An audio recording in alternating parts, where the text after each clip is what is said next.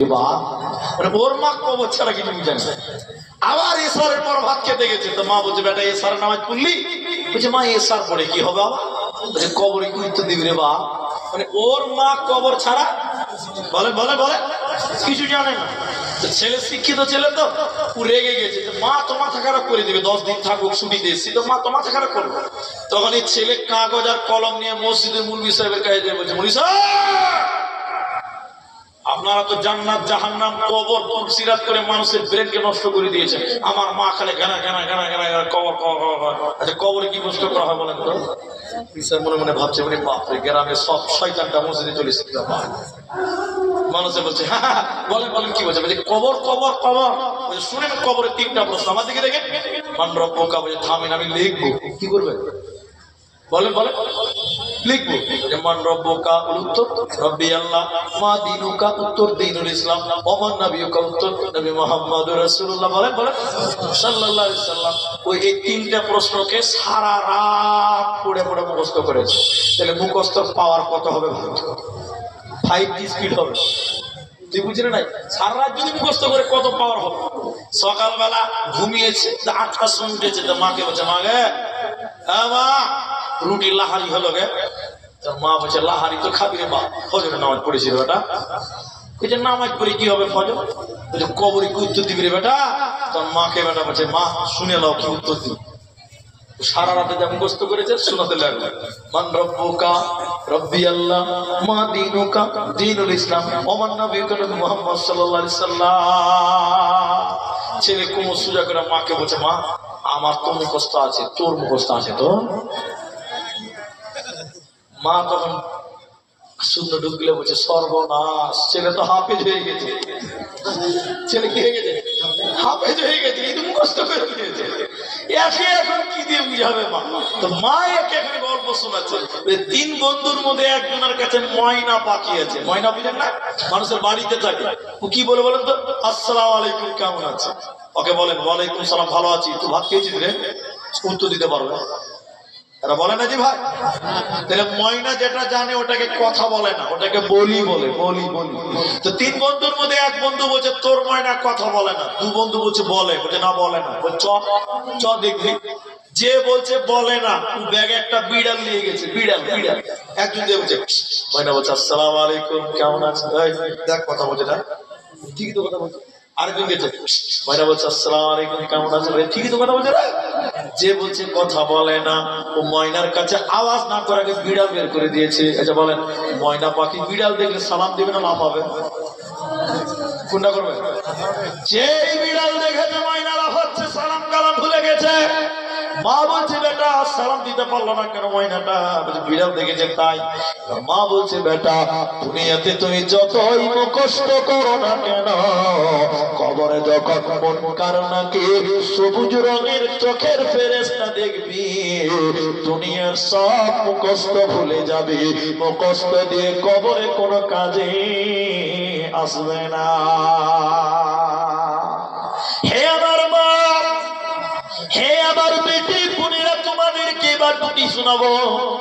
নবীর বিবি আয়েশা রাদিয়াল্লাহু তাআলা আনহা তিনি বলছেন একটা ইহুদি মহিলা, মেয়েটা মুসলিম নয় ইহুদি, ইহুদি মেয়ে আমার কাছে এলো। কার কাছে? আয়েশার কাছে। এসে বললেন কবর, কবরের গল্প শুরু করলো। অনেকক্ষণ কবরের কথা বলার পর এই মেয়েটা আয়েশাকে বললেন আয়েশা আল্লাহ যেন তোমাকে কবরের আযাব থেকে মুক্তি দেয়। এটা বুখারীর হাদিস, এটা ইসলামের শুরুর ঘটনা। আম্মা জান আয়েশা অবাক হয়ে গিয়ে বললেন আমার জানা ছিল না যে কবরেও আযাব হয়, আমি জানতাম না। এটা ইসলামের শুরুর ঘটনা। মেয়েটা বলে গেল ইহুদি মেয়েটা আয়েশা তোমাকে যেন আল্লাহ কবরের আযাব থেকে মুক্তি দেয়। আয়েশা বলেন আমি অবাক হয়ে গেলাম, আমি তো জানি না। মেয়েটা চলে গেল। বিশ্ব নবী আমার ঘরে আমার বাড়িতে এলো। আমি নবীকে বললাম ইয়া রাসূলুল্লাহ একটা ইহুদি মহিলা এসেছিলেন, অনেক যখন কবরের কথা বলল শেষের বেলায় বলে গেল আয়েশা আল্লাহ যেন আপনাকে কবরের আযাব থেকে মুক্তি দেয়। নবী গো কবরে কি সত্যি সত্যি আযাব দেওয়া হবে? কবরে কি সত্যি সত্যি আযাব দেওয়া হবে? আল্লাহর নবী বলেন আয়েশা রে আযাবুল কবরে হাক্কুন, কবরের আযাব বড় সত্য রে আয়েশা। কবরে মানুষকে কঠিন সাজা দেওয়া হবে। ওই কবর থেকে তোমরা কবরের আযাব থেকে বাঁচার জন্য আল্লাহর কাছে দোয়া করো। আম্মা জান আয়েশা বলেন এরপরে নবীজি যখনই নামাজ পড়তেন তখনই তিনি কবরের আযাব থেকে পানাহ চাইতেন, দোয়া করতেন আল্লাহ তুমি কবরের আযাব দিও না। এজন্য মুসলমান তোমরাও কবরের আযাব থেকে বাঁচার জন্য দোয়া করো, তোমরাও আল্লাহর কাছে দোয়া করো আল্লাহ তুমি কবরের আযাব দিও না। সবাই বলেন কবরের আযাব সত্য না মিথ্যা? এবার দেখি আমি দেখাতে পারছি কিনা। এটা অনেকটি ক্যামেরা লাগা আছে, পপিং ক্যামেরা আপনাকে জানাচ্ছি কথা। অনেকদিন আগেকার কথা বলছি, এটা মোটামুটি 15-17-18 বছর হবে। তখন আমরা তালবিলিম ছিলাম, উস্তাদি ছিলাম, তারও বেশি হবে তো কম হবে না। তো আমাদের গ্রামে একটা লোক মারা গেছিলেন জুমার দিন। লোকটা ভালো মন্দ বলছি না, তার ছেলেরা দেখে খারাপ পাবে আমার বাপের কথা জালসাতে বলেছে। ইমাম সাহেব তখন আমাদের কবরস্থান ছিল না, আপনাদের কবরস্থান আছে না কিনবেন? ও একটু বড় করতে হবে, জায়গা কিনে 100 ধর। আচ্ছা ঠিক আছে। আমাদের কবরস্থান ছিল না, বাড়িতে বাড়িতে মাটি হতো তখন। আপনাদের হয়তো এককালে ছিল এরকম, এখনো আছে না বাড়িতে মাটি হচ্ছে? জি। তো শুনে নেবেন। এবার আমাদের পুলিশে বললো ভাই মাইয়াত আছে জানাজা হবে, কেউ যাবেন না? জুমার পর জানাজা হলো, মাটি দিতে গেলাম, তখন আবার তালমিলি ছিল। লাশকে নামিয়েছে, বাঁশ দিয়েছে, তবে বাঁশের বিছানাতে পাড়াতে কি বলে বাঁশ দেওয়া না, চাটাই বলে না কিছু বলে, মাদুর টাইপের, তো খেজুর পাতা, এটা বাঁশে হয় আর। তো ওইটা দিয়েছে, এবার মাটি দিতে লাগলো। 2-1 জন মাটি দিয়েছে, কসম আল্লাহ কবর মনে হচ্ছে ভূমিকম্প হচ্ছে, এত জোরে হিলছে। তো সব লোক বলছে তাহলে ভূমিকম্প হচ্ছে নাকি? ডান দিক বা দিকে তাকিয়ে দেখছে না, কোনো গাছ টাছ কিচ্ছু হিলে না, শুধু কবরটা হিলছে। ভয়ে মানুষেরা কবর দেওয়া ছেড়ে পালিয়ে গেল। ছেলেরা কয়েকজন মিলে কোদল দিয়ে বাপের কবরের মাটি চাপা দিল, সঙ্গে সঙ্গে কবর থেকে বিদায় হয়ে গেলাম আমরা সবাই। তাহলে বলেন কবরে আযাব সত্য না মিথ্যে? সত্য। কবরের আযাব সত্য, এটা সত্য সত্য সত্য। আল্লাহর নবী বললেন আযাবুল কবরি হাক্কুন, কবরের আযাব সত্য। আপনাকে একটা ঘটনা আপনাকে শোনাবো। আমার মা আমার বোন আসলে নবী আবু বকরের মেয়ে আসমা জুমার দিন মসজিদে নামাজ পড়ছেন, মেয়ে মানুষ। এখন মেয়েরা জুমা পড়ে না মসজিদে, নবীর যুগে পড়তো, এখনো মক্কা মদিনায় পড়ে। শোনেন কথাটা আপনার ইমান বাড়বে। আসমা বলেন আমরা খুতবা শুনলাম, খুতবা দিলেন কে? নবী মুহাম্মদ খুতবা দিলেন। বক্তব্যের বিষয় কি ছিল না তো কবর, বক্তব্যের বিষয় কি ছিল না তো কবর, বক্তব্যের বিষয় কবর। তিনি এমন করে কবরের কথা বললেন, আমাদের মুসল্লিরা মসজিদের ভিতরে হাও হাও করে কাঁদতে লাগলেন, হাও হাও করে কাঁদতে লাগলেন। নবী একটা কথা বারবার সেদিন বলেছিলেন, এই লোক সকল তোমরা আল্লাহর কাছে দোয়া করো, আল্লাহ যেন কবরের আযাব থেকে তোমাদের নাজাত দেয়। নবী কথাটা কতবার কত জায়গাতে বলেছে আমি বোঝাতে পারবো না। আর একবার দেখেন, আপনাকে দেখাই। নবীজি একটা আনসার ব্যক্তির জানাজায় গেলেন। আনসার মানুষের, আনসার একটা লোক, আনসারি একটা টাইটেল, একটা গোত্রের নাম, একটা জাতের নাম, একটা জাতের নাম। নবীজি আনসার সাহাবীর কারো একটা জানাজায় গেলেন। জানাজার নামাজ পড়া হয়ে গেল, কিন্তু কবর খোঁড়া তখনো হয়নি, কবর তখনো করতে বাকি আছে। আগেই জানাজা পড়া হয়ে গেল। এবার নবীজি ওই কবরের সামনে বসলেন, সাহাবীরাও নবীজিকে ঘিরে বসলেন, নবীজির আশপাশে সাহাবীরাও বসলেন। নবীজি একদম স্তব্ধ হয়ে গেলেন, একটা কথা বলে না, নড়াচড়া করে না। নবীর হাতে একটা কঞ্চি ছিল, কঞ্চি দিয়ে নবীজি মাটিতে এরকম দাগ টানছে। সাহাবীরা গোল করে বসে আছে। সাহাবী বলছেন, আমরা মানুষ না গাছ, পাখি বুঝতে পারবে না। মানে নড়াচড়া বন্ধ, কথাবার্তা বন্ধ, একরকম গাছের মতন আমরা দাঁড়িয়ে আছি। নবীজি দাগ টানছে মাটিতে, কোনো কথা বলে না। অনেকক্ষণ পর নবীজি মাথা উঁচু করে বললেন, লোক সকল, তোমরা এই কবরের আযাব থেকে বাঁচার জন্য আল্লাহর কাছে দোয়া করো। তোমরা আল্লাহর কাছে দোয়া করো, আল্লাহ যেন তোমাদেরকে কবরের আযাব না দেয়। রাবী বলছেন, নবী এই কথা একবার দুবার নয়, তিনবার বললেন, তোমরা কবরের আযাব থেকে মুক্তি চাও, কারণ কবরে যদি আযাব হয়ে যায় বাঁচার উপায় রবে না, জান্নাত হবে না। এই জন্য উসমান গনি খলিফাতুল মুসলিমিন উসমান যখনই কবরের সামনে যেতেন, যখনই কবরের সামনে দাঁড়াতেন, অঝর নয়নে কাঁদতেন। উসমানের চোখ দিয়ে পানি পড়তে পড়তে দাড়ি পর্যন্ত ভিজে যেতেন, এত কবরের সামনে গিয়ে কাঁদতেন। লোকেরা বলল, আমিরুল মুমিনিন কবরের সামনে এসে এত কাঁদেন কেন? আপনি জাহান্নামের কথা শুনিয়ে এত কাঁদেন না, পুলসিরাতের কথা শুনিয়ে এত কাঁদেন না, কিন্তু কবরের সামনে এত কাঁদেন কেন? আবু বকর, ওমর, উসমান সেদিন বলেছিলেন, লোক সকল শুনে নাও, জাহান্নাম তো অনেক পরে, পুলসিরাত তো অনেক পরে, কিয়ামত অনেক পরে, তার অনেক আগে আমাকে কবরে বাঁচতে হবে। যদি কবরে ধরা পড়ে যায় আর কিয়ামতের দিন বাঁচতে পারবো না। আখিরাতের প্রথম মঞ্জিল হলো কবর। অতএব মুসলমান, ওই কবরের জন্য তোমরা তৈরি হয়ে যাও, ওই কবরের জন্য তোমরা প্রিপারেশন নাও। এরই নাম কবর। এবার আরেকটা কথা আপনাকে বলেছি, এতক্ষণ বললাম কবরের প্রশ্ন তিনটা, কটা বলেছি বলেন তো? এখন বলছি কবরের প্রশ্ন চারটা। একবার বলেন, সবাই বলেন, কবর প্রশ্ন কটা? এরা বলে না যে একবার তাকবীর দেন, নারে তাকবীর, আল্লাহু আকবার। কবরের প্রশ্ন চারটা। এতক্ষণ তিনটা করে একদম সোয়া ঘন্টা পার করে দিলাম, প্রায় 1.5 ঘন্টা আশপাশ। এখন আপনাকে আমি বলছি, দেখেন কবরের প্রশ্ন হবে চারটা। কোথায় আছে দেখেন, আপনাকে বলি। সাহাবী বারা ইবনে আযিব রাদিয়াল্লাহু তাআলা আনহু, তিনি হাদিসের রাওয়ী, তিনি বলছেন, আচ্ছা কবরে যেটা নামানো হয় ওটা আত্মা না দেহ? দেহ। ওটার কোনো মূল্য নেই, আসল মূল্য আত্মা, ওটা আগে আল্লাহর কাছে জমা আছে, আজরে নিচে রয়েছে। নবী বললেন, বারা ইবনে আযিব তিনি রাবী, তিনি বলেন, বিশ্ব নবী বলেছেন, যখন কবরে কোন দেহকে রাখা হয়, এখানে দেহ বলা হয়েছে, আত্মা বলে, তখন আল্লাহ তাআলা ওর আত্মাটা ওর ভিতরে ভরে দেয়। কেন? যে মালাকুল মউত আগে আত্মা আল্লাহর কাছে নিয়ে গেছে, আত্মা আছে কার কাছে?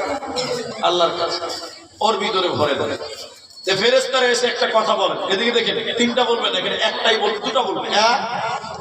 তোমাদের মাঝে একজন রাসূল এসেছিলেন, রাসূল, নবীর প্রশ্ন আবার আসছে, তিনি কে?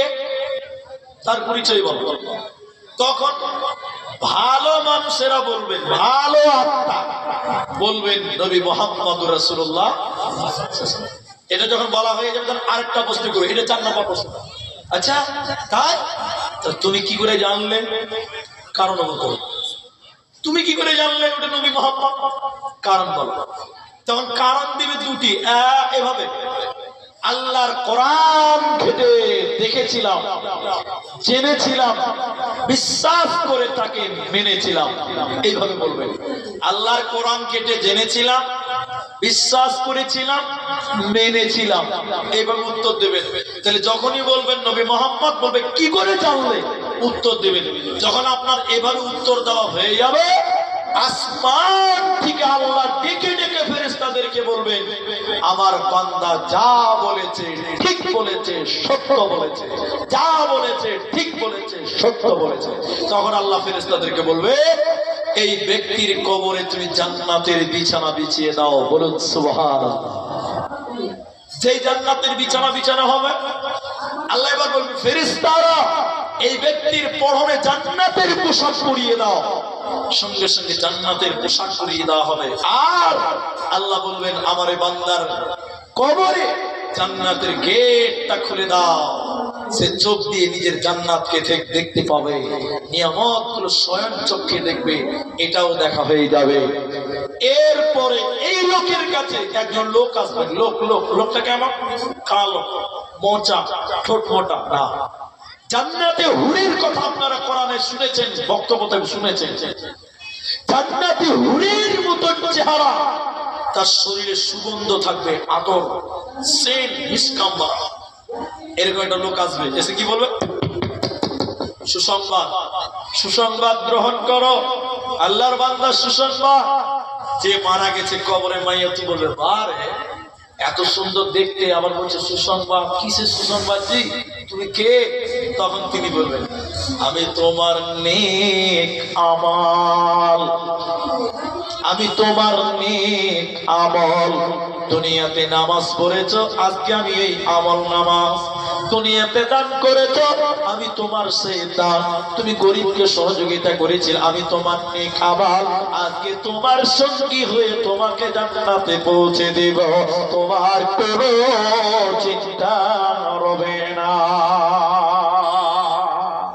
বক্তব্য শেষ প্রান্তে এসে কাদের কাদের কবরে আযাব হবে না, এই কথাগুলো শুনবেন। একবার বলেন ইনশাআল্লাহ। কবরে আযাব হওয়ার কারণ, নবীর গুরুত্ব, তিনটি প্রশ্ন, চারটা প্রশ্ন টোটাল বললাম। এবার বলছি কবরে আযাব হবে না কার? এই লোকগুলো কারা? এক, কেউ যদি জুমার রাতে মারা যায় অথবা জুমার দিনে মারা যায়, কেউ যদি জুমার দিনে মারা যায় অথবা জুমার রাতে মারা যায়, বিশ্বনবী বলছেন তার কবরে কোনো আযাব হবে না। একবার বলুন সুবহানাল্লাহ।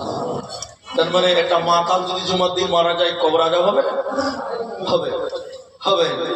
ভালো লোক, ইমানদার লোক, কিন্তু তার কবরে আযাব হবে। কিন্তু ওই ইমানদার যদি শুক্রবারে মারা যায়, শুক্রবার রাতে মারা যায়, ওই ইমানদারের কবরে আযাব বলেন। এবার শুক্রবার রাত কোনটা জানেন তো? আজকে কয় তারিখ? 20 তারিখ। আজকে কি বার? শনিবার। শনিবার। কিন্তু এই যে রাতটা চলছে, এটা শনিবার রাত না, এটা রবিবার রাত। রবিবার আগামী কালকে, কিন্তু এই যে রাত, এটা কোন রাত বললাম? রবিবারের রাত, এটা শনিবারের রাত নয়। গতকালকে যে রাত গেছে ওটা ছিল শনিবারের রাত, অর্থাৎ বৃহস্পতিবার দিন গিয়ে রাত যেটা পড়লো ওটা হলো শুক্রবারের রাত। ওই রাত্রিতে অথবা জুমার দিনে যদি কেউ মারা যায় ইমানদার, তার কবরে কোনো আযাব হবে না। বলুন একবার সুবহানাল্লাহ। দুই, পেটের রোগে যদি মারা যায়, এক কথায় শহীদ যদি মারা যায়, শহীদদের কবরে কোনো আযাব। শহীদ কয়েক প্রকার, আমি বলছি না, অতগুলো বলতে পারবো না। দেওয়ালে চাপা পড়ে মারা গেছে শহীদ, আগুনে পুড়ে মারা গেছে লোকটা শহীদ, পানিতে ডুবে মারা গেছে লোকটা শহীদ, মায়েরা বাচ্চা ডেলিভারির সময় মারা গেলে মেয়েটা শহীদ, আপনার অ্যাক্সিডেন্টে মারা গেলে ইমানদার শহীদ, পেটের রোগে মারা গেলে লোকটা শহীদ। এইরকম শহীদের সংখ্যা নবীজি বলেছেন শোনো। অতএব পেটের যদি কেউ বড় রোগে মারা যায়, এই লোকটা শহীদের মর্যাদা পাবে। যদি লোকটা ইমানদার হয়, ওই লোকের কবরে কোনো আযাব হবে না। 3 নাম্বার, লোকটা কার কবরে আযাব হবে না? যে ব্যক্তিটা রাত্রি বেলায় সূরা মুলক তেলাওয়াত করে। সূরা মুলক মানে তাবারাকাল্লাযী বিয়াদিহিল মুলক।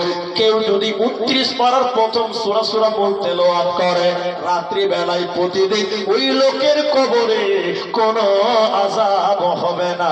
এরা কবরে বেঁচে যাবে, এদের কবরে লা হিসাবা ওয়ালা আযাবা। ওদের কবরে হিসাব নাই, ওদের কবরে কোনো আযাব নাই। বিনা হিসাবে আল্লাহর কিয়ামতের মাঠে জান্নাতে হবে, কোনো চিন্তা হবে না। এরই নাম খবর। তাহলে কবর একটা গুরুত্বপূর্ণ জায়গা। সেই জায়গাতে আপনাকে আমাকে ছোট বড় সব মানুষকে আমাকে যেতেই হবে, আমাদেরকে যেতেই হবে। এখন এই কবর থেকে বাঁচার জন্য একটা দোয়া আপনাদেরকে বলি, একটু মনে রাখবেন। যারা নামাজ পড়েন না চেষ্টা করবেন, যারা পড়েন তারা নিয়মিত প্র্যাকটিস করবেন। নামাজে শেষ রাকাতে দোয়াটা পড়বেন, আল্লাহুম্মা ইন্নী আউযু বিকা মিন আযাবি জাহান্নাম ওয়া আউযু বিকা মিন আযাবিল কবরি ওয়া আউযু বিকা মিন ফিতনাতিল মাসিহিদ দাজ্জাল ওয়া আউযু বিকা মিন ফিতনাতিল মাহিয়া ওয়া ফিতনাতিল মামাত আল্লাহুম্মা ইন্নী আউযু বিকা মিনাল মা'সামি ওয়া মিনাল মাগরাম। হার নামাজে হার ওয়াক্তে শেষ বৈঠকে আপনি এই কথাটা